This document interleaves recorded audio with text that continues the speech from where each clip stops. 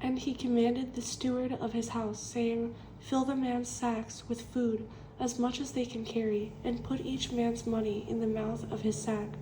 Also put my cup, the silver cup, in the mouth of the sack of the youngest, and his grain money. So he did according to the word that Joseph had spoken. As soon as the morning dawned, the men were sent away, they and their donkeys.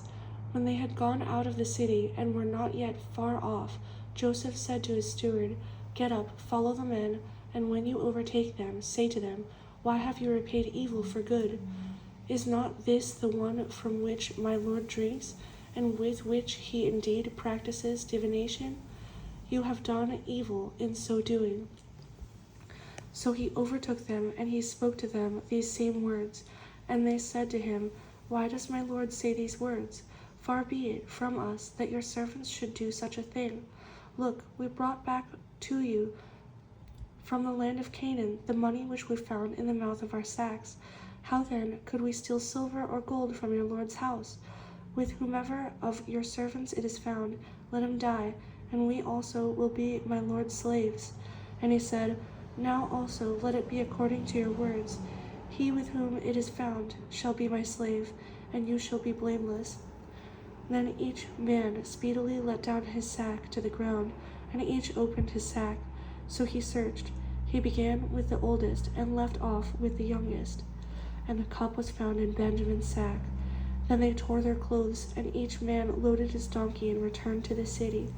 So Judah and his brothers came to Joseph's house, and he was still there. And they fell before him on the ground. And Joseph said to them, What deed is this you have done? Did you not know that such a man as I can certainly practice divination? Then Judah said, What shall we say to my Lord? What shall we speak? Or how shall we clear ourselves?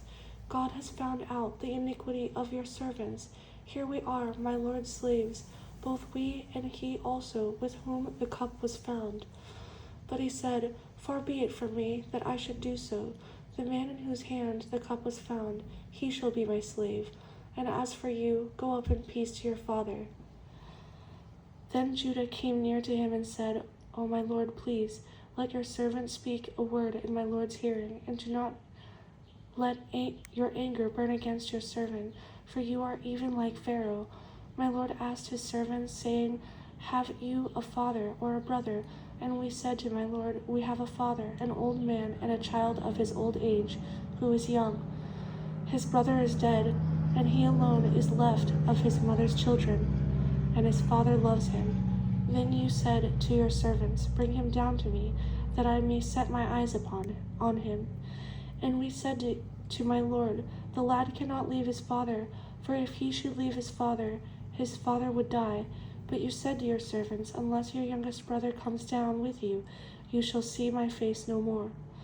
So it was, when we went up to your servant, my father, that we told him the words of my Lord. And our father said, Go back and buy us a little food. But we said, We cannot go down if our youngest brother is with us.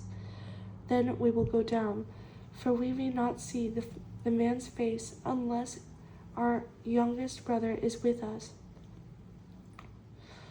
Then your servant, my father, said to us, You know that my wife bore me 2 sons, and the one went out from me. And I said, Surely he is torn to pieces, and I have not seen him since. But if you take this word also from me, and calamity befalls him, you shall bring down my gray hair with sorrow to the grave. Now therefore, when I come to your servant my father, and the lad is not with us, since his life is bound up in the lad's life, it will happen, when he sees that the lad is not with us, that he will die. So your servant will bring down the gray hair of your servant our father with sorrow to the grave. For your servant became surety for the lad to my brother, saying, If I do not bring him back to you, then I shall bear the blame before my father forever. Now therefore, please let your servant remain instead of the lad as a slave to my Lord, and let the lad go up with his brothers. For how shall I go up to my father if the lad is not with me? lest perhaps I see the evil that would come upon my father.